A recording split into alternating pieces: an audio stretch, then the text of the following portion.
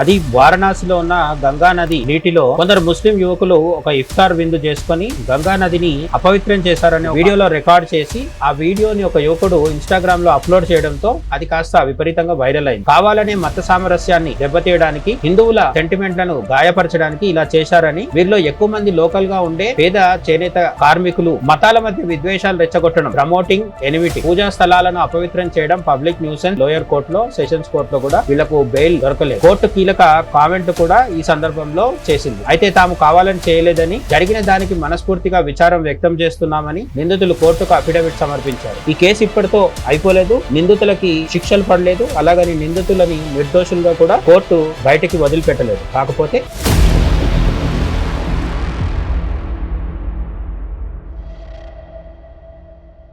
నమస్తే, welcome to గాంధీవం. కొన్ని రోజుల క్రితం పవిత్ర గంగా నది జలాల పైన, అది వారణాసిలో ఉన్న గంగా నది నీటిలో కొందరు ముస్లిం యువకులు ఒక ఇఫ్తార్ విందు చేసుకుని గంగా నదిని అపవిత్రం చేశారనే ఒక ఆరోపణ వచ్చింది. అది అరెస్టులు, కోర్టు వరకు కూడా వెళ్లడం జరిగింది. దాని విషయంలో తాజా అప్డేట్ ఏంటో మనం ఇప్పుడు తెలుసుకుందాం. అసలు గొడవ ఏంటి? వారణాసిలోని పవిత్ర గంగా నదిలో ఒక బోటుపై కొంతమంది ముస్లిం యువకులు రంజాన్ ఉపవాసం విరమించి ఇఫ్తార్ పార్టీ చేసుకున్నారు. అక్కడ చికెన్ బిర్యానీ తిని మిగిలిపోయిన ఎముకలు, వ్యర్థాలను గంగలోనే పడేశారు. అయితే ఇది కాస్త వైరల్ వీడియోగా మారి పెద్ద రచ్చ జరిగింది. అంటే ఈ ఇఫ్తార్ విందు, మిగిలిపోయిన చికెన్ గంగలో పారేయడం, ఇటువంటివన్నీ వీడియోలో రికార్డ్ చేసి ఆ వీడియోని ఒక యువకుడు ఇన్స్టాగ్రామ్ లో అప్లోడ్ చేయడంతో అది కాస్త విపరీతంగా వైరల్ అయింది. హిందువులు అత్యంత పవిత్రంగా భావించే గంగా నదిలో ఇలా చేయడంపై ప్రజల్లో తీవ్ర ఆగ్రహం వ్యక్తమైంది. ఈ ఇన్సిడెంట్ పై వారణాసి బీజేపీ యువమోర్చా ప్రెసిడెంట్ రజత్ జైస్వాల్ పోలీసులకు ఫిర్యాదు చేశారు. కావాలనే మత సామరస్యాన్ని దెబ్బతీయడానికి, హిందువుల సెంటిమెంట్లను గాయపరచడానికి ఇలా చేశారని ఆయన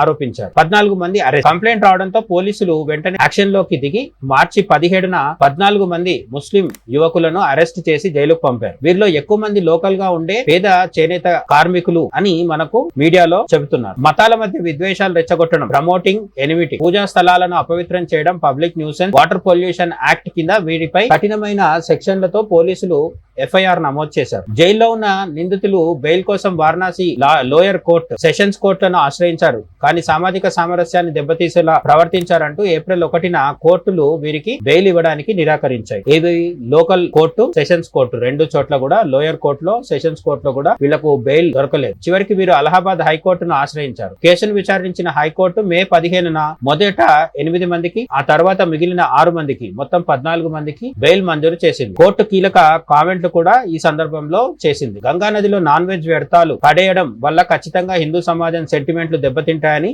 జడ్జి అభిప్రాయపడ్డారు.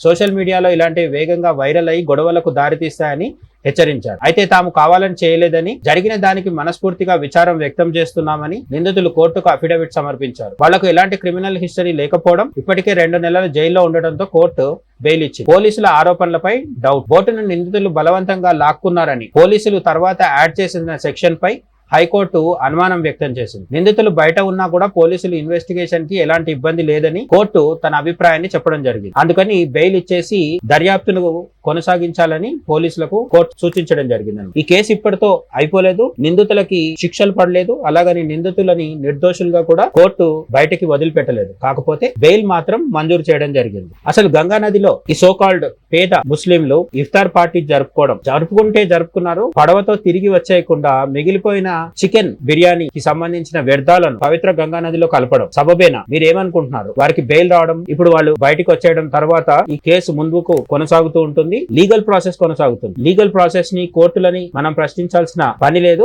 ఆ పని లీగల్ ఆస్పెక్ట్ తన పని తాను చేసుకుంటూ లీగల్ వ్యవహారాలు వాటంతట అవి జరుగుతూ ఉంటాయి. కానీ అసలు ఇస్లాం మతానికి చెందిన యువకులు ఇఫ్తార్ విందుని మరెక్కడా చోటు లేనట్టు గంగా నది మీద జరుపుకోవడం, వ్యర్థాలను, మాంసానికి సంబంధించిన వ్యర్థాలను గంగా నదిలో పడవేయడం కరెక్ట్ అని మీరు అనుకుంటున్నారా? తప్పకుండా కామెంట్ చేయండి. మరో వీడియోలో కలుద్దాం. జై హింద్.